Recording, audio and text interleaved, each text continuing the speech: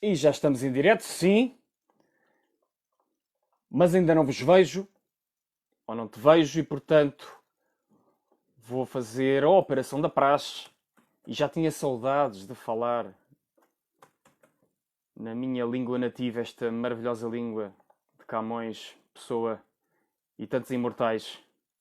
E tantos imortais que fizeram deste país um lugar abençoado. Um lugar abençoado. E agora sim, já estou. Boa noite. Sejas muito bem-vinda, bem-vindo, especialmente tu, Julieta, já te vejo, totalista. Mais uma vez voltamos a falar em português, a honrar esta maravilhosa língua que eu tanto amo, e este país que eu tanto amo. E o tema é precisamente o mito português. E vamos falar precisamente na ótica habitual, a ótica do costume. A ótica do nosso propósito de vida. E é uma honra, é um privilégio para mim fazer esta transmissão, como é um privilégio para mim ver também uma das grandes figuras que contribuiu para elevar esta nação aqui a assistir. Estou imensamente grato por ver esta pessoa neste momento a assistir e estou imensamente grato por ver que tanta e tanta gente em todos os lugares, porque este também é o dia das comunidades, é o dia de Portugal, de Camões e das comunidades, saber que cada vez mais de nós acreditamos na grande missão que este país tem para desempenhar no mundo. E antes de avançar para descrever como é que isso faz todo o sentido para o nosso próprio propósito de vida, vou fazer aqui já um parênteses à partida para que fique muito clara a minha posição relativamente a quaisquer mitos, narrativas nacionais. Todas e quaisquer narrativas nacionais devem ser consideradas, devem ser contempladas, devem ser enquadradas dentro daquilo que são os grandes valores universais, dentro daquilo que é a grande fraternidade, a grande compaixão, a grande contribuição que todos em conjunto, enquanto humanidade, devemos dar para o florescimento do nosso melhor. Portanto, todas as ideias mais ou menos radicais, mais ou menos extremistas, sejam à esquerda, sejam à direita, seja para cima, seja para baixo, que não respeitem estes princípios, são ideias que não têm lugar nas minhas palavras, nas minhas ideias e nas minhas expressões. E, portanto, nenhum aproveitamento que não sirva a consideração do melhor em todos os seres humanos neste planeta, independentemente da sua nacionalidade, do seu credo, do seu género, da sua orientação política ou de qualquer outra, não é a esse serviço que estas palavras devem ser colocadas. Portanto, feito este parênteses, para bom entendedor, meia palavra basta, temos vários riscos neste momento em curso na nossa sociedade, na nossa civilização, e portanto eu quero deixar muito clara qual é a orientação que eu vou dar ao que vou dizer, e vou partilhar, sim, a minha grande satisfação por ser português, sim, o meu grande orgulho em ter nascido nesta terra abençoada, sim, tudo isso em prol de tudo e de todos, porque na essência não existem fronteiras, na essência vivemos todos no mesmo planeta, na essência todos somos uma grande comunidade planetária. Portanto, feitas estas ressalvas, vamos então avançar. O mito português. O que é que isto nos importa para o nosso propósito de vida? Júlio, o que é que o propósito de vida tem a ver com as mitologias nacionais e, nomeadamente, com o mito português? Porquê é que estás a falar sobre isto? O que é que isto tem a ver com aquilo que eu quero fazer a nível da minha expressão autêntica daquilo que eu sou? Pois eu digo-te, tem tudo a ver, tem muito a ver. Se tens, como a Julieta, se tens seguido ou se vês mais tarde alguma destas transmissões, se viste já a escada do propósito, se acompanhaste alguns dos desenvolvimentos que eu fiz sobre os vários níveis em que podemos expressar o nosso propósito de vida. Se te recordas, eu falei no nível coletivo. Se te recordas, eu também falei num outro projeto do propósito de países. E basicamente a ideia fundamental é esta. o propósito, a geração de significado, a expressão autêntica de quem somos, não é apenas individual, não é possível que seja individual. É uma expressão que tem uma manifestação coletiva. É impossível que não seja assim, porque nós vivemos em comunidade, vivemos em sociedade, e ao longo dos tempos, nós, seres humanos, para gerarmos significado e para encontrarmos formas de contribuir a partir daquilo que somos, uma das formas que fizemos foi produzir narrativas que envolveram os agregados a que chamamos países. E essas narrativas que produzimos tiveram essa clareza, esse veio mais claro através daquilo a que chamamos mitologias. E nessas mitologias era prática que foi prática, tem sido prática ao longo da história, que sempre que emerge uma nacionalidade, sempre que emerge um agregado, sempre que emerge um povo, há uma história que justifica, na nossa percepção humana, aquilo que é a razão de ser, de nos juntarmos coletivamente. E, portanto, é essa a razão que justifica, no meu entender, o imperativo de não podermos esquecer o porquê de haverem significados que partilhamos ao nível do país em que nascemos e, naturalmente, em que podemos viver também. E, na minha opinião, é muito importante conhecermos as narrativas mitológicas nacionais, em especial dos países com os quais temos mais contacto. E o primeiro e primordial país com o qual temos contacto é o país no qual nascemos. Portanto, sem mais demoras, o grande mito português emerge com aquilo que se chama o Milagre de Ourique.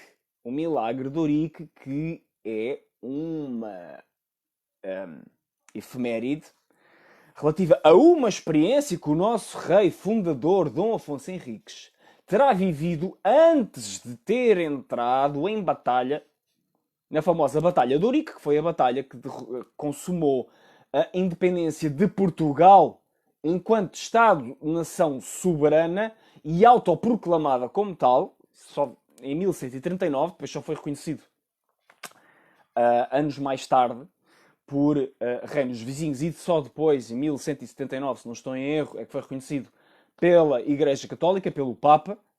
E, portanto, nesse milagre de Ourique é o milagre da gênese da mitologia portuguesa e de outras narrativas complementares e outros desenvolvimentos, outros desabrochares, se quisermos, que essa semente do milagre de Ourique depois permitiu que despontassem com o evoluir da nossa história. E podemos então pensar no que aconteceu na mitologia associada ao sebastianismo e na mitologia associada ao Quinto Império. São duas grandes ramificações deste milagre de Ourique. Na minha opinião, e a minha opinião, obviamente, que eu não sou historiador, sou um estudioso, mas não especializado na história, mas rezam os melhores especialistas sobre esta história, nomeadamente o professor Manuel Joaquim Gandra, que foi o pioneiro nos tempos modernos do tratamento desta mitologia portuguesa, em livros como Da Face Oculta do Rosto da Europa, que é o grande livro deste historiador, deste investigador, nesta linha da história mítica de Portugal. É uma linha muito específica, é uma história que é abordada de acordo com a perspectiva que me parece a mim a perspectiva propositada, portanto é a perspectiva que gera significados interpretativos que nós podemos utilizar para a nossa própria vida, para entender o que é que a nossa história, de que forma é que a nossa história contribui para aquilo que é a nossa identidade coletiva, porque todos nós temos esse substrato na nossa própria identidade individual. A partir do momento em que dizemos eu sou português, e estamos basicamente a dizer que estamos a associar, pelo nascimento e pela nossa nacionalidade, a um conjunto de narrativas, de histórias daquilo que significa ser português. E isto começa precisamente com o milagre de Eurico. E sem querer complicar em demasia, por favor, façam perguntas, orientem, ajudem-me a orientar o desenvolvimento da história. Vai ficar muito mais fácil e muito mais interessante para vocês também. O que é que contribui para o teu interesse relativamente a estes temas? O que é que tu achas que um mito, ou o mito de Portugal ou não, pode ou não acrescentar à tua descoberta do propósito? O que é que gostavas de ver aqui esclarecido com mais clareza? Portanto, se quiseres perguntar, eu tenho todo o gosto em responder, no melhor que eu seja capaz, ou orientar para outras fontes que possas depois investigar por ti, que isso também é muito vantajoso. Como eu ia dizer, o milagre de Eurico, basicamente o que aconteceu foi que esse milagre serviu para sustentar, para suportar, para legitimar a fundação de Portugal enquanto Estado. Porque basicamente o que Dom Afonso Henriques disse que lhe aconteceu foi que teve uma visão de Cristo, uma visão crística, e que depois foi visitado por um ancião e supostamente legou-nos um documento chamado Juramento de Eurico, em que nesse documento, e podes pesquisar, se quiseres, Dom Afonso Henriques descreve o que é que terá acontecido. E, portanto, esse documento basicamente o que diz é que depois mais ele teve essa visão, porque estava a rezar, a pedir vitória sobre os reis mouros, os 5 reis mouros. Havia uma grande desproporção de forças e Dom Afonso Henrique estava a pedir vitória para a batalha. E nesse momento terá ouvido uma voz que lhe disse: não te preocupes porque vais vencer e a vitória vai-te ser concedida. Portanto, não tens nada a preocupar. E depois, mais tarde, terá recebido na sua tenda de campanha um ancião que lhe terá transmitido várias mensagens nesse mesmo sentido e lhe terá feito um conjunto de profecias, nomeadamente sobre as gerações que seriam protegidas. Sim, as gerações que seriam protegidas na história de Portugal. Se não conheces o mito, podes depois ir ver. 16 gerações para a frente, portanto seriam 17 gerações, incluindo a geração atual. Isto também está bem descrito no livro do professor historiador Manuel Gandra. Estariam então salvaguardadas, por assim dizer, protegidas.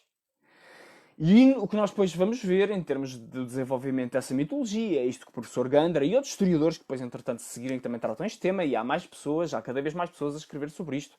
Há muitos outros historiadores, mas aquilo tanto quanto eu sei, do que é o meu conhecimento, no século XX, quem voltou a trazer este tema para a baila e a fazer um tratamento mais ou menos inédito deste tema para os tempos modernos foi o professor Gandra. Portanto, é a figura charneira principal para investigares e verificares se alguma coisa disto que estás a ouvir faz sentido para ti, se achas que retiras algum valor para ti, do teu entendimento sobre aquilo que mexe, que te motiva, que te move por dentro, sobre aquilo que te acende, aquilo que te faz ter mais vontade de expressares autenticamente quem tu és. Porque a mim, aquilo que eu tenho descoberto é que de uma forma saudável, de uma forma integrada, de uma forma ética, considerarmos esta dimensão da nossa psique é algo extremamente útil e é algo que de facto nos energiza, porque os mitos, como dizia Fernando Pessoa, o mito é o nada que é tudo, e sendo o nada que é tudo, é altamente expressivo da nossa identidade coletiva, e essa é uma camada que participa na nossa construção de identidade e no nosso próprio projeto de vida. Nós vivemos em comunidade, vivemos em sociedade e, como também dizia Fernando Pessoa, ser português é fundamentalmente uma questão de partilhar o ideário português, a nossa língua, os costumes, os hábitos, a maneira de ser, a forma como nos identificamos com o país ao que nascemos. Se partilhas determinados sinais, como achares que, apesar de todos os defeitos, Portugal é um excelente país, para não dizer o melhor país em que tu podias ter nascido. Uma sensação que eu sempre tive, desde sempre. Por exemplo, para mim, eu lembro-me de uma vez ter estado numa aula, precisamente com o professor Gandra, e ter ouvido alguém a queixar-se de sentir vergonha de ser português. E eu achei aquilo absolutamente surreal para mim, porque eu nunca senti vergonha de ser português. Independentemente de todas as dificuldades que possamos ter vivido, todas as falhas, todas as faltas, inclusive os atentados históricos, se quisermos, as atrocidades que foram cometidas no tempo dos descobrimentos ou do Império Colonial Português, todas as atrocidades que de facto foram realmente cometidas a nível da exploração de outros seres humanos, escravatura, mortes, etc. Tudo isso nunca me fez pensar que teria vergonha por ser português. E, portanto, este é apenas um exemplo, ou outros exemplos, como, por exemplo, sem saber muito bem porquê, passava em frente, ou quando estava na presença de certos monumentos, sentia-me altamente inspirado, ainda sem saber interpretar as simbologias desses monumentos. Sentia uma particular inspiração, sentia-me tocado emocionalmente por estar na presença desses monumentos. Depois, mais tarde, vim entender que, muito provavelmente, aqueles símbolos que ali estavam a ser representados tinham esse contributo na minha própria psique. E, obviamente, vejo isto e sinto isto e vejo isto acontecer para mais pessoas na nossa sociedade. E vejo também aqui um risco. E é por esse motivo que, e penso que já falei nisso na outra transmissão em que falei, do projeto O Propósito de Portugal, vejo aqui um risco da ignorância sobre a importância que é estas histórias de Portugal, sobre a ignorância do que é que representa a ideia de que Portugal foi criado com um plano deliberado e intencionado de ser o chamado Estado Iniciático. E o que é que isto quer dizer? Um Estado com um propósito espiritual, portanto, um país que terá sido criado deliberadamente com um propósito espiritual, por inspiração de uma figura de exceção, de eleição na era medieval, que era São Bernardo de Claraval, que articulou um plano para criar um Estado novo na Europa que pudesse representar a consciência crística que seria então a antecâmara do melhor dos valores cristãos, o melhor da fraternidade, o melhor do amor universal, obviamente informado naquilo que era o referencial de valores de Bernardo de Claraval e do cristianismo na altura. Estamos a falar no século XII. E, portanto, não esquecer que é este o contexto que estamos a falar. Não esquecer que temos de colocar umas lentes, de tentarmos ver o mundo com olhos do século XII, ver um mundo com olhos de Idade Média, tanto quanto nos for possível, e tentar entender o que é a gênese fundamental que está aqui por baixo disto tudo. Na minha opinião, são os valores universais. São os mesmos valores universais que nós agora podemos partilhar e tentar extrair aquilo que é o melhor para nós e saber separar o trigo do joio, e o joio são todos os detalhes que, na minha opinião, tornam mais sombria, tornam mais escura a nossa percepção do que é que a história nos pode ajudar. Certo? E, portanto, o que este mito diz é: Dom Afonso Henriques venceu a batalha com o patrocínio milagroso do universo, expresso através de uma visão crística, e que também teve a participação de outras entidades arcangélicas, nomeadamente o Anjo Custódio de Portugal, o Arcanjo Miguel, e que tudo isto é uma expressão de um desígnio cósmico que existe a operar no universo, que se manifesta na história dos países, da mesma forma que se manifesta em tudo o que se manifesta nos ciclos evolutivos da natureza, da humanidade, das espécies de animais, de tudo aquilo que existe. Certo?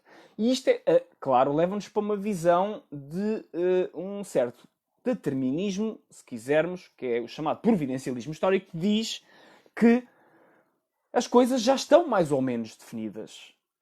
O que pode acontecer por parte da humanidade é abortar ou permitir que o plano do universo se manifeste enquanto tal.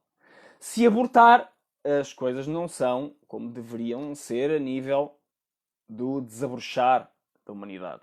Se permitir que isso aconteça, pois então está a avançar na direção da onda evolucionária do cosmos, do universo, e então está a desenvolver-se na melhor direção possível, naquela que podemos chamar da nossa natureza superior. E então estamos, evidentemente, a viver o nosso propósito. Estamos, evidentemente, a cumprir, isto tentamos de uma perspectiva macro, aquilo que é o nosso desígnio. E então, muito mais facilmente, nesse contexto mais amplo em que nos cumprimos, conseguimos encaixar e encontrar e perceber com muito mais facilidade a nossa própria dádiva. E isto parece-me evidente em termos daquilo que é o meu conhecimento e o meu estudo e a minha prática com propósito de vida. Parece-me evidente que se o terreno de jogo, por assim dizer, já é claramente um terreno propositado, é muito mais fácil que as espécies que vão despontar nesse terreno, tendo um terreno que já é fértil para que haja propósito, que essas mesmas espécies possam ter propósito. Evidentemente que isto para mim, parece-me do senso comum. Se o contexto, se o clima, se o ambiente tem condições para que de facto haja propósito, é muito mais fácil que muitos de nós, para não dizer todos de nós, que é o sonho, não é? Possamos ter propósito. E agora vejo o teu comentário, Julieta. A mitologia portuguesa inspira-me a partir para o desconhecido, desbravar terreno. Somos um povo corajoso e humilde, fortes em fé e que acredita no desconhecido. Entre aspas. Adoro quando me cruzo com alguém cá, por este lado do rio. Nascemos inspirados e inspiramos para onde quer que nos decidamos dirigir. Isso é muito bonito aquilo que estás a dizer, Julieta, e agradeço por partilhares. Eu identifico-me, eu revejo-me, eu partilho do que tu escreveste. Sem margem para dúvidas que essa é uma dimensão muito clara, não só no que aconteceu expresso em termos do milagre do Ourique, de partirmos para o desconhecido, evidentemente num contexto bélico, num contexto de uma batalha, num contexto que no nosso sistema de crenças atual, para muitos de nós, algumas pessoas da self-help, da autoajuda, da espiritualidade, acham que não há lugar para esse tipo de comportamentos. De facto, não há lugar especificamente para determinado tipo de comportamentos que ponham em causa a vida dos outros, mas na essência aquilo que estamos a ver aqui é, não nos podemos esquecer, devemos enquadrar em termos daquilo que era o contexto e a civilização da altura, e evidentemente nós sabemos que há textos espirituais que chegaram até à nossa era, por exemplo o Bhagavad Gita, que são precisamente assentes nesse tipo de narrativa bélica, e não é por isso que nós os escolhemos. Mas está precisamente codificada essa ideia que tu estás a falar. A ideia de avançarmos para o desconhecido, a ideia de desbravarmos terreno, de nos inspirarmos com esse mesmo processo, inspirarmos outros a fazer o mesmo, sermos um fator de contágio positivo nessas vidas que se cruzam connosco, independentemente da margem do rio onde a gente esteja, sim. E com certeza que nesse mesmo processo estamos a revelar o melhor de nós e conseguimos fazer essa dança, essa união. Entre a coragem e a humildade, como tu estavas a dizer. Aliás, são indissociáveis, porque, na verdade, quando não há humildade, a coragem torna-se arrogância, e o que acontece é que desconectamos-nos da realidade, desconectamos-nos de quem somos, desconectamos das nossas próprias limitações.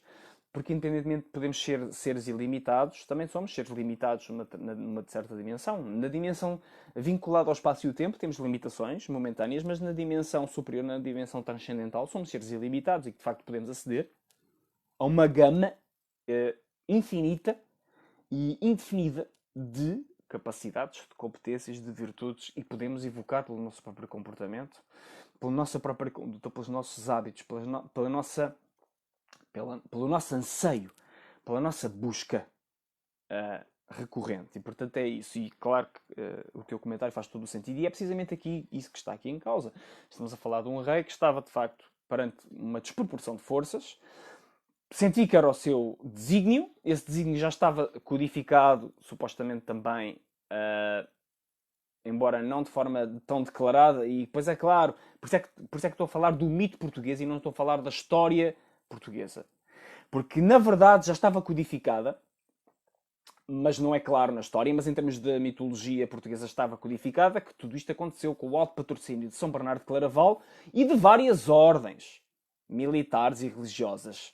Entre elas, a Ordem dos Templários. Essa ordem mítica que estabeleceu tantas e tantas histórias e tantos sonhos na mente de tantos e tantos que souberam dessas mesmas histórias e que chegaram até aos nossos dias. E teve imenso impacto na sociedade que nós temos hoje. A começar, por exemplo, no sistema financeiro atual. O método de funcionamento, por exemplo, da concessão de crédito é altamente, para não dizer que foi iniciado e implementado pelos templários.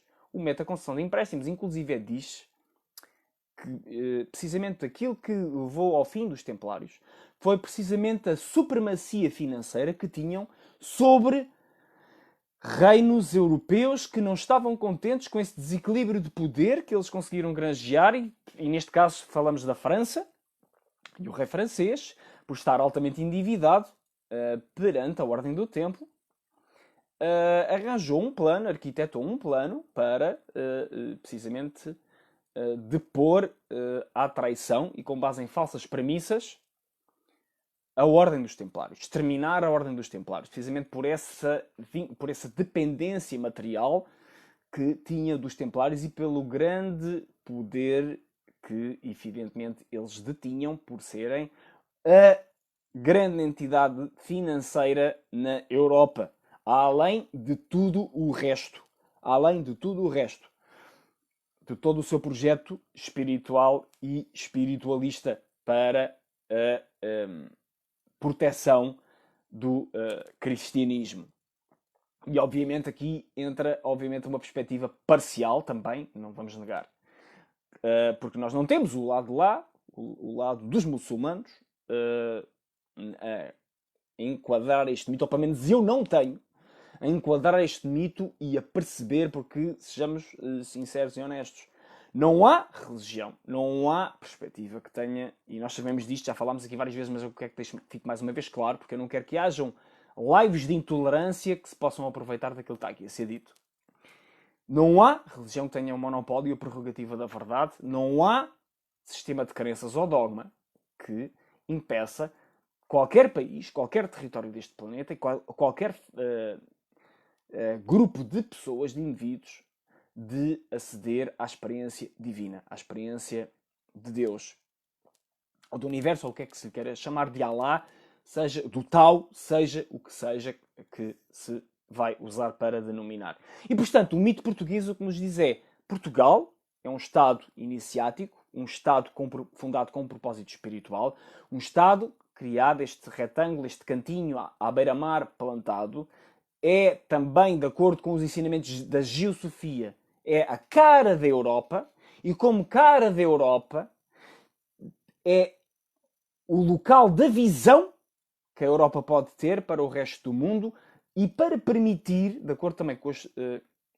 teorias da ciência espiritual, para permitir que o fluxo de energia que veio do Oriente e que percorre periodicamente as civilizações e as sociedades ao longo da história, passe por aqui e se projete nas Américas, de acordo com a nossa capacidade de o projetar. E eu agora desafio-os a vocês, se quiserem, se tiverem curiosidade, no final da transmissão, ou quando quiserem, a irem ao Google Earth, e a verem o que é que parece que, em frente ao Convento de Mafra, ao Palácio Nacional de Mafra, o que é que parece que acontece com aqueles desenhos que estão em frente à entrada do Palácio Nacional de Mafra.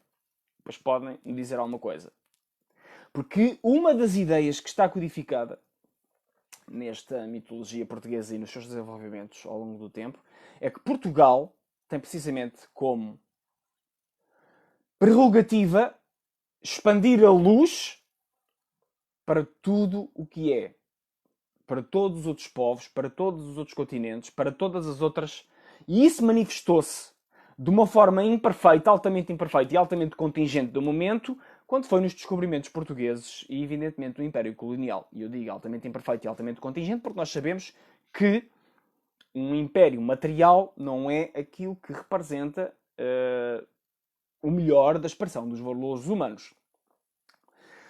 Formas de organização coletiva que dependem do jugo ou da exploração ou do domínio de outros povos não é aquilo que melhor suporta, tanto quanto é o nosso entendimento agora, o melhor desenvolvimento e o melhor florescimento da natureza humana. Portanto, isto também foi dito por Fernando Pessoa, e depois também foi dito por Agostinho da Silva, e já tinha sido, e Camões também tocou neste aspecto, mas Agostinho da Silva expressou isto muito bem quando disse: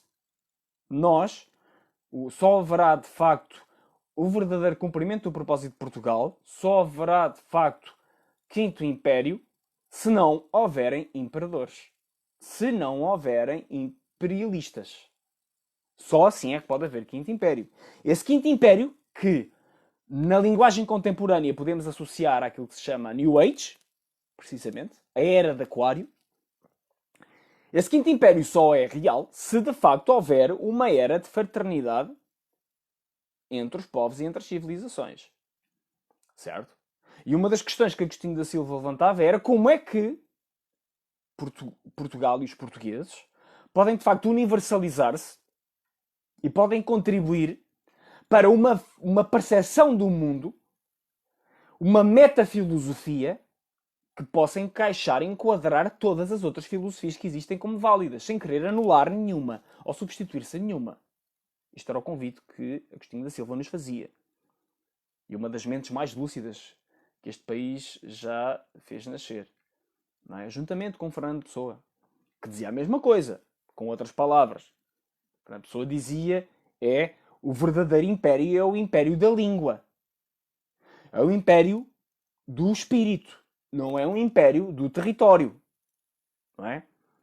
E Portugal, pode-se dizer, ao inaugurar os impérios da Era Moderna, porque foi Portugal, teve o primeiro império à escala global da Era Moderna, e foi também o império mais longo, em termos de duração, e foi também o império que foi sustentado com menor recursos, com menor número de recursos. Sim, é verdade. Por isso é que Portugal e os portugueses tinham fama, por exemplo, pelos britânicos, em obras como Robinson Crusoe, por exemplo, e outros trabalhos. Os portugueses eram vistos como os gestores brilhantes. E claro, nós estamos aqui a falar de uma aliança histórica que houve entre o Reino Unido e Portugal, e que serviu de palco a múltiplas expressões, como por exemplo, na teoria económica, temos o David Ricardo a dar os exemplos de como as trocas, de como o comércio internacional beneficiam todas as partes envolvidas, pegando no exemplo do trigo e do vinho. Do trigo do Reino Unido, juntamente com o vinho de Portugal. E, portanto, esta é apenas um exemplo daquilo que podemos considerar aqui.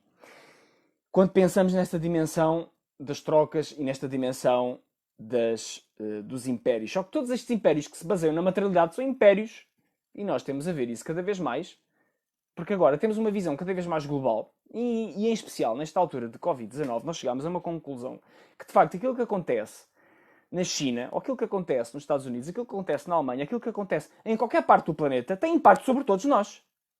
E agora estou a ver aqui o teu comentário. Além da pastelaria Polo Norte, certo? Em Mafra. Eu acho que sei qual é essa pastelaria Polo Norte. Acho que essa pastelaria Polo Norte é precisamente... Fica mesmo ao pé da estátua de Dom José e fica ao pé da entrada do palácio. Mas não me lembro bem, Julieta. Mas além da pastelaria Polo Norte, sim. Aqui a questão fundamental que nós estamos a entender com o Covid é: se não existem soluções de solidariedade, de fraternidade, e nós hoje tivemos no discurso do 10 de junho, tivemos precisamente este destaque por parte de quem fez o discurso, por parte do nosso, e eu agora estou-me a esquecer do nome, mas eu vou ver aqui a minha nota, porque estou-me a esquecer do nome, do cardeal que neste momento é responsável pelos arquivos do Vaticano. Exatamente. E eu estou-me a esquecer do nome dele, mas vou ver aqui, porque ele hoje fez... Exatamente. O cardeal José Tolentino de Mendonça. Ele destacou precisamente isto na intervenção que ele fez. E ele definiu sobre o que é amar um país. Ele foi o tema do discurso principal dele. E ele destacou que para cada português é uma expressão de Portugal. Estava agora a ler aqui. Cada português é uma expressão de Portugal. São as palavras do cardeal. E é chamado a sentir-se responsável por ele. Pois quando arquitetamos uma casa, não podemos esquecer que nesse momento estamos também a construir a cidade. E quando pomos no mar a nossa embarcação, não somos apenas responsáveis por ela, palavras do cardeal, mas pelo inteiro oceano. Ou quando queremos interpretar a árvore, não podemos esquecer que ela não viveria sem as raízes. E eu acrescento, na minha perspectiva agora, minhas palavras. E quando estamos a criar um país, não podemos esquecer que somos responsáveis pelo mundo que esse país ajuda a criar. E um país, enquanto está vivo, está-se a co-criar continuamente. E nós estamos a criar esse país a cada instante. Nós, portugueses, estamos a criar Portugal a cada instante. Enquanto este país tem vida, nós estamos a criá-lo. Ele está a criar-nos de volta. E estamos a criar e influenciar o mundo também. Isto é visto de formas muito, muito, muito claras. A organização que supostamente mais tem capacidade para influenciar de uma forma ética, pelo menos neste momento, a conduta dos Estados a nível global, a nível planetário, é a ONU. E a ONU, neste momento, tem um secretário-geral, que nós sabemos, é português, de nacionalidade. O engenheiro António Guterres é português. E, portanto, ele, para todos os efeitos, com todas as fragilidades e todas as forças, ele é um político que foi formado em Portugal e viveu, nasceu-se, foi criado com este ambiente português. E uma das forças que nós associamos à nossa identidade portuguesa é precisamente a força da capacidade de estabelecer harmonias, de estabelecer consensos. E o próprio António Guterres, também que foi primeiro-ministro de Portugal, tinha uma preocupação clara em estabelecer consensos. E era até criticado por supostamente não agir em vez em que devia agir, precisamente por dar essa primazia a estabelecer consensos. A tal questão da harmonização. Podemos então interpretar a conduta de António Guterres como, de facto, uma conduta daquela definição de política que falámos há transmissões atrás, uma conduta de harmonização de tendências e de forças contrárias que pode ser extremamente necessária, pode ser exatamente aquilo que é preciso para que a ONU seja, de facto, uma organização com capacidade para integrar e harmonizar as várias forças em conflito ou em compito na humanidade. Não é? E nós o que vemos, aquilo que eu tenho, pelo menos na minha interpretação, aquilo que eu tenho visto das palavras e da ação de António Guterres, é uma ação que, ao mesmo tempo que tenta estabelecer harmonizações, vai procurando libertar ideias éticas muito claras. E as últimas palavras que ouvi dele foi precisamente a expressar que a Europa e os países mais desenvolvidos e mais ricos, com mais recursos materiais, tinham e têm uma responsabilidade por fazer muito mais e melhor do que aquilo que tem sido feito, e que devia haver uma articulação de intervenção para suprir as falhas e as tragédias que têm acontecido e que se têm exponenciado pelo Covid-19 neste momento, e que isso não está a ser feito. Independentemente, podemos ou não concordar com as premissas sobre o Covid-19, e eu não concordo com algumas premissas que têm sido divulgadas, e basta ver o que é que tem acontecido na Organização Mundial de Saúde, na dança que tem havido de posições que são tomadas e depois desmentidas a seguir, em grande instabilidade na comunicação e na transmissão das próprias mensagens, mostra que, de facto, há uma grande convulsão que acontece no mundo e que os movimentos de partilha de informação e de entendimento sobre o que é verdade das situações e das realidades estão em grande perturbação nesta altura. Mas se nos queremos desviar aqui do principal fito, do principal foco, então nós sabemos que o mito português nasceu fundamentalmente com o milagre de Ourique, que é um mito que basicamente nos diz que há uma espécie de patrocínio divino sobre a fundação e a criação de Portugal. E supostamente, se formos testar esse patrocínio divino, como é que podemos testar esse patrocínio divino? Bom, podemos aplicar alguns princípios sobre esse patrocínio divino. Um dos princípios diz que as obras que são divinas são obras que têm durabilidade. Ou seja, têm longevidade. As coisas que não respeitam as leis e os princípios universais duram pouco tempo, ou menos tempo do que era suposto, e as coisas ou as criações que respeitam os princípios das leis universais duram mais tempo. E o que é que nós sabemos sobre Portugal? Nós sabemos que isso é um dos poucos países do mundo, eu penso que Agostinho da Silva terá dito que era mesmo o único país do mundo, que desde que foi fundado nunca teve as suas fronteiras alteradas. Portanto, esta é a primeira circunstância que, à partida, aponta para uma noção de durabilidade. Isto tentarmos validar aqui materialmente aquilo que é desígnio espiritual, ou pelo menos ter sinais disso. Depois temos uma outra ideia de que é a longevidade de Portugal. Que Portugal é um dos países mais antigos do mundo. Portanto, é um país que tem quase 900 anos de história Portanto, é um dos países mais antigos do mundo. Vai cumprir 900 anos de história daqui por 19 anos. Ainda não os tem, faltam 19 anos. É um dos países com uma identidade mais coesa, com menos conflitos regionais. Portanto, um dos países com mais estabilidade. É também dito pelas pessoas que acompanham essas realidades que é dos países mais estáveis socialmente face a crises. Nós temos o exemplo mais recente comparativo da austeridade, comparando o que é que aconteceu em Portugal, apesar das tragédias sociais que aconteceram, da miséria, da pobreza a aumentar, de todos esses flagelos, comparando com o que aconteceu na Grécia, não existiram as convulsões e a violência, a conflitualidade social que aconteceu, por exemplo, na Grécia. E a Grécia é um país com origens ainda mais antigas que Portugal, em termos de país. Em termos de país. Não é? E, portanto, nós vemos e temos estes sinais que dizem Portugal é um país de brandos costumes. É um país de brandos costumes, sim, mas Portugal não é propriamente um país, na sua história, que seja um país passivo, de passividade.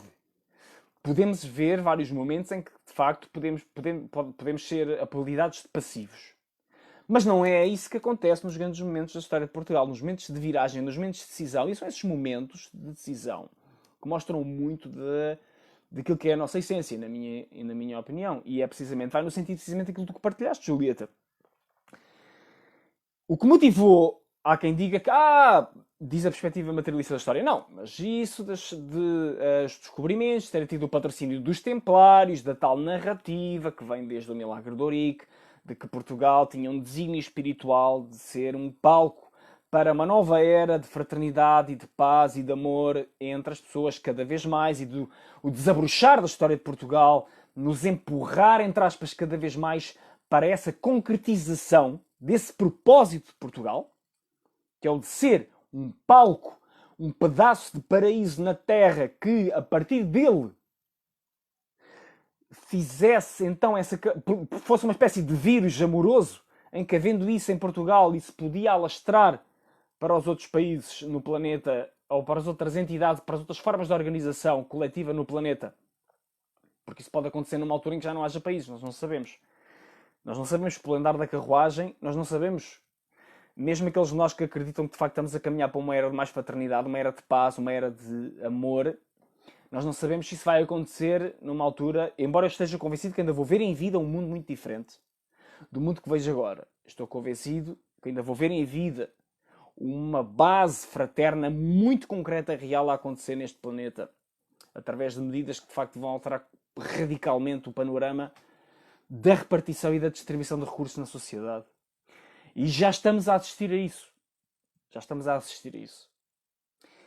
Na minha opinião, já estamos a assistir a isso com a partilha de ideias mais avançadas económica e socialmente, como rendimento básico e condicional, como juros negativos, como reformulação das políticas públicas, como questionar o desenho da política monetária, da moeda, da organização dos Estados, do predomínio das políticas, de manter ou não separadas as políticas orçamental da política monetária. Mas eu não quero desviar-me do meu tema. A questão aqui fundamental em termos do mito português para o nosso próprio mito é: nós podemos reconhecer na história de Portugal, aqueles que acreditam e que se querem inspirar nisso pelo menos, além das narrativas mais fáceis e mais imediatas dos descobrimentos, da viagem de circunnavegação, de termos sido esse primeiro império global, de termos dado novos mundos ao mundo, de sermos os precursores, de termos uma incrível mestria organizacional no tempo em que o Império Português era a força geopolítica dominante no planeta, em que nos demos, entre aspas, ao luxo de fazer um tratado a dividir o planeta em dois. Olha, tu ficas com o que descobriste para aí, eu fico com o que descobri para aqui. Tratar de Tordesilhas, claro. Além disso, isso também é importante para nós vermos qualidades que estão codificadas na nossa identidade portuguesa e na camada de identidade de cada um de nós que diz que somos portugueses. E, obviamente, isto é um convite para todos os países, para todas as pessoas de qualquer nacionalidade, encontrarem as forças as virtualidades, as inspirações que a sua própria história contém. A história dos seus povos. E pode não estar vinculada a essa unidade, Estado ou país. Pode estar vinculado aos povos que antecederam. E, por exemplo, nós também conseguimos encontrar sinais disso nas formas e nas mitologias que antecederam a formação de Portugal enquanto Estado. Por exemplo, em Viriato, nós já víamos a mentalidade e os valores da autossuficiência, da autodeterminação. E nós vimos ao longo da história de Portugal vários momentos em que a autodeterminação foi fundamental e que a autodeterminação se manteve ativa, muito viva, incluindo em partes daquele que foi o antigo Império Colonial Português, nomeadamente em Timor, quando aconteceu o que aconteceu, de Timor conseguir ter a independência face à Indonésia. Era a questão da autodeterminação que estava por trás. Portanto, valores que Viriato corporizava. Como ser inconquistável, indomável. Teve de ser assassinado à traição por membros da sua própria entourage pessoal, do seu grupo mais restrito, para que o Império Romano conseguisse dominar aqueles territórios. Eles diziam de Portugal, Júlio César dizia de Portugal, que era um povo que não se governa, nem se deixa governar. E isto diz muito daquilo que era a mentalidade daquele povo lusitano, que foi os antecedentes de Portugal, ou um dos povos antecedentes de Portugal, porque houve vários, que codificam um certo conjunto de valores que depois nós vemos manifesto na fundação de Portugal, nos descobrimentos e em conceitos que nós podemos associar neste momento à inovação e à criatividade. E às descobertas, como tu falaste, Julieta, também, evidentemente. E, portanto, somos convidados a encontrar, e eu pergunto-te, dos valores que tu reconheces na história de Portugal, dos valores que tu reconheces neste Dia de Portugal, que são mais trazidos à baila, daquilo que tu ouves falar, dos monumentos que tu gostas, das figuras que te inspiram, não sei, seja o Camões, seja o Fernando Pessoa, o próprio Agostinho da Silva, o Padre António Vieira, o Afonso Henriques. Quais é que são as características dessas pessoas que tu gostavas de ter em ti, que te façam modelar? Ou o Dom Sebastião, por exemplo. O que é que tu achas que são qualidades que, de facto, estão codificadas na nossa identidade coletiva como povo e que podemos usar para que, de facto, propulsionar o nosso propósito? Não só em prol de nós, mas em prol de todos. Há algumas qualidades que são evidentes, que se manifestam ao longo da nossa história, e são amplas qualidades. No melhor da nossa história, Portugal também manifestou incríveis qualidades de organização. Isso é que eu quero destacar aqui, porque há uma espécie de mito superficial sobre nós, de que somos muito bons a desenrascar-nos, é o desenrascanço. Mas depois a organizar, isso já não. Não é o que a nossa história, nos seus momentos mais viçosos, mais brilhantes, demonstra. Não. Demonstra que Portugal geriu um império global em 5 continentes, com incríveis qualidades de organização, com um contingente de recursos humanos incrivelmente diminuto face aos outros impérios globais que se seguiram, com métodos comparativamente menos destrutivos, menos agressivos, menos malévolos do que outros. Pelo menos esta é a percepção que eu tenho.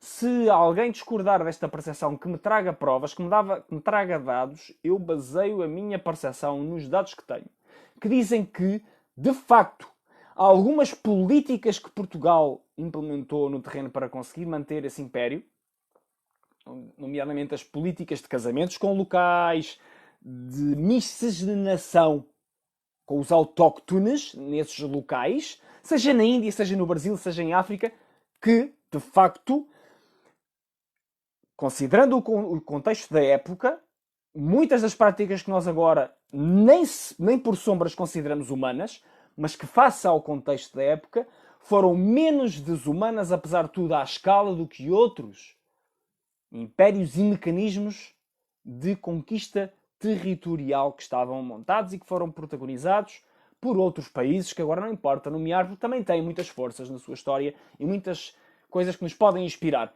Portanto, o nosso enaltecimento não deve ser à custa da minimização ou da diabolização dos outros, é que esta é que é a grande mensagem que eu gostava de vos transmitir. Por outro lado, nós podemos reconhecer as nossas forças.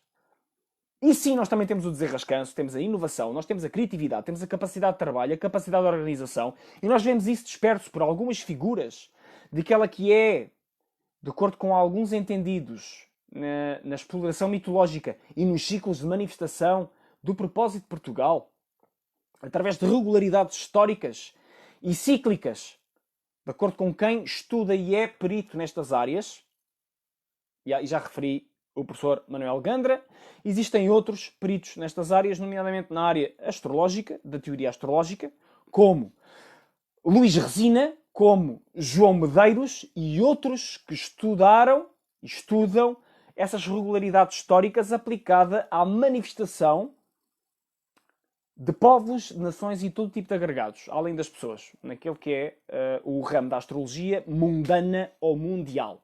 Para se quiseres investigar alguma coisa mais sobre isto. Em Portugal é identificado um ciclo de regularidade de 256 anos que, aplicado, sobreposto à história de Portugal, devolve marcos com precisão matemática, argumentam os astrólogos que têm estudado isto, nomeadamente o João Medeiros, nos seus livros Oceano Ascendente e Zodíaco de Portugal, que devolvem com muita clareza momentos de viragem naquilo que são os resultados da nossa vida coletiva e que nós vemos a acontecer a partir desses momentos. E um dos marcos, só para mencionar um marco, que de facto teve suporte factual, que eu vi acontecer, foi num livro, precisamente um livro de 2012, do astrólogo Luís Resina, e o título do livro é... Eu vou recordar o título exato que agora não tenho aqui de memória. Astrobiografia de Fernando Pessoa e Portugal, a mensagem da mensagem. Nesse livro, este livro foi publicado em 2012 e Luís Resina avisava, com um certo véu, claro, de incerteza, de que havia um momento de viragem na história coletiva de Portugal a acontecer em 2016. E nós vamos ver o que é que aconteceu em 2016. E o que é que aconteceu? Nós vemos que em 2016 tivemos a vitória no Euro, a vitória na Eurovisão da canção, Salvador Sobral, a eleição de António Guterres para secretário-geral da ONU e a eleição de um presidente mais expansionista e inspirador dos portugueses e de muito daquilo que pode ser considerado o melhor de Portugal a nível das suas características, afetuosidade, independentemente de se concordar ou não com a pessoa em questão e com a sua orientação política e inclusive com a própria política enquanto tal, que é o professor Marcelo Rebelo de Sousa. E isso, todos estes factos que eu mencionei, aconteceram em 2016, de facto. Portanto, agora fica ao critério de ti, ao teu critério, de como é que tu vais ou não usar este tipo de dimensão da tua psique. Na minha opinião, é evidente, é claro, é inegável que o nosso propósito de vida é influenciado pelo propósito dos agregados em que nos inserimos, de alguma maneira pertencemos e que tem influência sobre a nossa vida. O nosso país de nascimento tem influência sobre a nossa vida e diz esta visão mítica de Portugal, nós temos como desígnio contribuir para a implantação da era de fraternidade, de compaixão e de paz universal à escala planetária. A forma como isso acontece é um mistério. Mas existem alguns marcos, diz esta perspectiva, algumas perspectivas, algumas manifestações, alguns factos históricos que mostram que assim tem sido. E o convite para todos nós é participarmos nisso com a nossa própria expressão autêntica daquilo que somos em contributo para a expressão autêntica de todos, de tudo e de todos. Veja agora aqui o teu comentário. Julieta, mais uma vez. Bom, vamos lá ver. E obrigado por mais uma vez o fazeres. Bom, vamos lá ver. Desenrascar, não. Somos criativos e peritos a resolver problemas, ponto. Eu também prefiro. isso. Também não gosto da expressão desenrascar. Dá aquela expressão do Tuga, coitadinho, que vai para qualquer sítio e tem um papel menor naquilo que está a fazer e, portanto, não, eu também não me contem comigo para isso. Somos um povo de grandes organizadores, historicamente manifestados como tais, grandíssimos navegadores dos melhores do mundo, que soube montar um contexto de aprendizagem que possibilitou, décadas mais tarde, através dos auspícios da Escola de Sagres do Infante Dom Henrique, criou a massa crítica necessária para que a era dos descobrimentos pudesse ter lugar, atraindo os melhores navegadores de todo o mundo, genoveses, todo tipo de pessoas que vieram de todas as partes do mundo, porque tinham aqui um contexto de incentivo para desempenhar a sua atividade. Matemáticos, astrónomos, astrólogos, todo o tipo de técnicos vieram para Portugal e trouxeram o seu conhecimento, agregaram cá o seu conhecimento e possibilitaram que nós estivéssemos na vanguarda tecnológica. Na altura em que os descobrimentos aconteceram, e ainda conseguimos manter essa hegemonia, se quiseres, nos próximos 40 a 60 anos. Até que depois outras forças tomaram o seu natural lugar na história e nós, portugueses, tivemos essa participação. E muito ficou por dizer, muito podia ser dito aqui, a nível a única coisa que eu queria mesmo destacar, precisamente esta dimensão, é uma dimensão que é do nosso direito, da nossa possibilidade e também da nossa responsabilidade. Considerar a dimensão do mito, daquilo que é ser português, e como dizia Fernando Pessoa, volto a repetir, o mito é o nada que é tudo. E os mitos têm uma força tremenda na nossa psique. E os mitos representam verdades universais. O mito, por exemplo, sebastianista, do regresso de Dom Sebastião. Sabemos o que é que aconteceu, penso eu, a Dom Sebastião. Dom Sebastião era o jovem rei que organizou uma expedição para conquistar um ponto que elegeu como estratégico na altura, que era o ponto Alcácer Quibir. E aconteceu um desastre nessa batalha em que Portugal teve uma derrota retumbante nessa mesma batalha. E então o supostamente morto rei em batalha, que nunca se recuperou o corpo, ficou no limbo da consciência coletiva a possibilidade de ele regressar. E até hoje se fala da possibilidade de Dom Sebastião regressar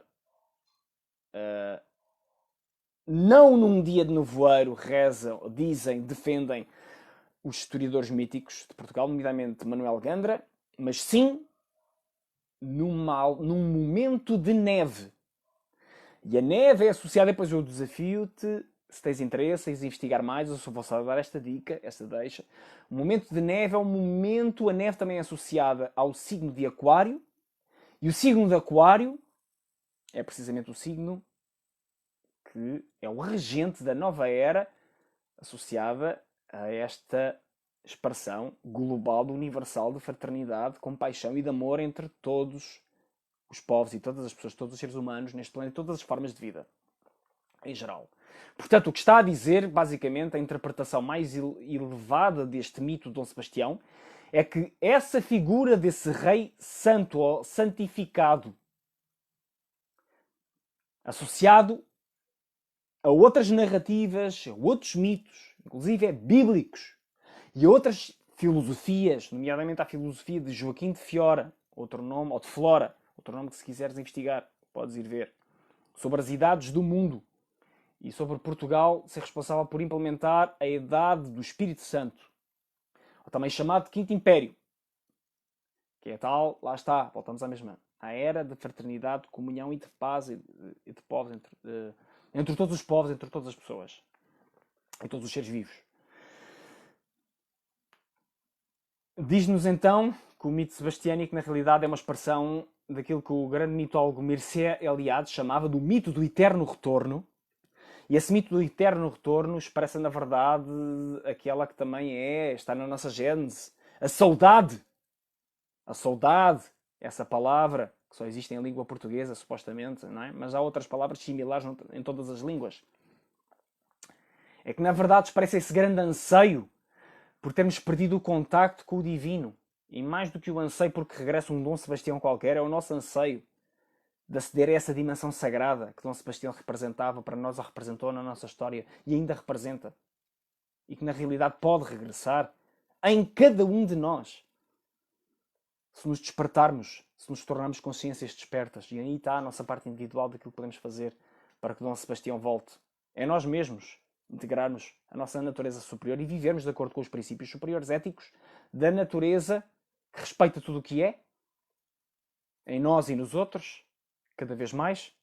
E a partir daí, obviamente, temos um terreno muito fértil para desdobrar o nosso propósito. E rezam alguns dos peritos, ou defendem, vou usar a palavra que é mais correta. Rezam é demasiado metafórico quando estamos a falar de pessoas que de facto investigam estas regularidades. Estamos neste momento precisamente a viver essa idade de ouro em Portugal, apesar de todas as falhas, de todas as dificuldades, de todas as limitações decorrentes da nossa própria frustração coletiva de oportunidades que aconteceram para desenvolvermos mais do nosso potencial em áreas que fariam com que isso pudesse ter acontecido de uma forma muito mais cabal e muito mais plena, nomeadamente ao nível da educação e nomeadamente ao nível do acesso às oportunidades que todos precisamos para florescermos. Mas o que é dito é que desde 2016 nós já estamos em Quinto Império, em Portugal. Que não é coincidência esta capacidade de ver Portugal a ser reconhecido de uma forma ou de outra em todo o planeta. Que não é coincidência que haja um Cristiano Ronaldo, que não é coincidência que haja um José Mourinho, que não é coincidência que haja um Salvador Sobral, com todos os defeitos ou não, um António Guterres. E outras figuras que têm visibilidade e notoriedade no palco mundial.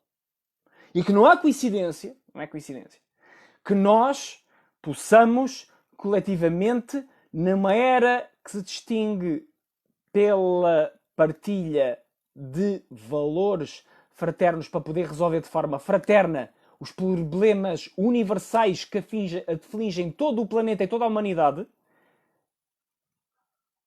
cujo Covid-19 trouxe um espelho ainda mais claro de que assim é, de que temos de resolver em conjunto os problemas da humanidade. 3 bilhões de pessoas supostamente estiveram em confinamento neste planeta. E agora imaginemos o que é que poderia acontecer no planeta se as 3 bilhões de pessoas estivessem em confinamento, desconfinassem toda a sua capacidade de criar, toda a sua capacidade de amar, de se unir, de participar, de resolver os desafios da fraternidade entre todos, de gerar acesso à educação, à igualdade de oportunidades, à superação de todos os desafios que nós vivemos neste momento, da pobreza, dos recursos, da distribuição, da repartição dos recursos, de assegurar o mínimo de vida digna e condigna para todos, independentemente da sua origem, da sua raça, do seu credo, da sua cor, do seu país de origem. Podemos imaginar o que é que seria um planeta onde 3 bilhões de pessoas fizessem isto? Então e se fossem os 7 bilhões ou quase 8? Como é que seria? Será que não conseguimos fazer isso? Claro que conseguimos fazer. Claro que conseguimos. Nós temos capacidade, com as estruturas já montadas na civilização, com os meios já existentes, de resolver esses desafios à escala global. Certo? Mas se começarmos a participar na infinitésima parte que podemos nós, em cada um de nós, das nossas vidas, no nosso dia-a-dia, a fazer o melhor que podemos, como podemos, já estamos a dar um contributo imenso. E quanto mais pessoas o fizerem, maior é esse contributo. Isso é relativamente matemático também. Embora estas coisas não sejam lineares, mas é relativamente concreto e objetivo. Que se eu mudar o meu mundo, se eu fizer como Gandhi sugeria, se a mudança queres ver no mundo, o mundo muda por definição, para começar em mim, e isto já foi dito muitas vezes, e evidentemente também no próprio mundo em termos objetivos.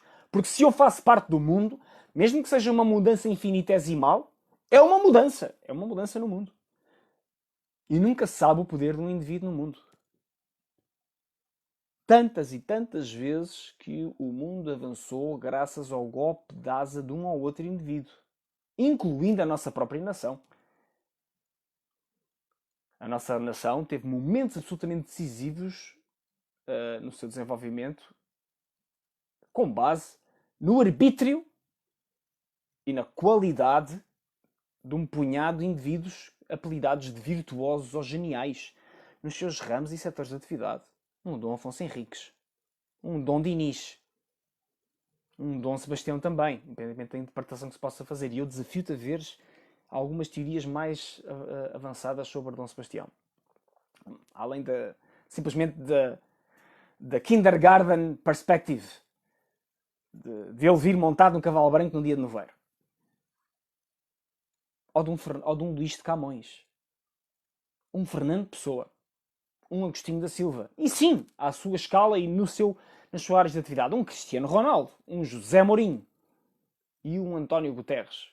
Não nos vamos esquecer, é secretário-geral da ONU. Ou não manda nada, não tem poder.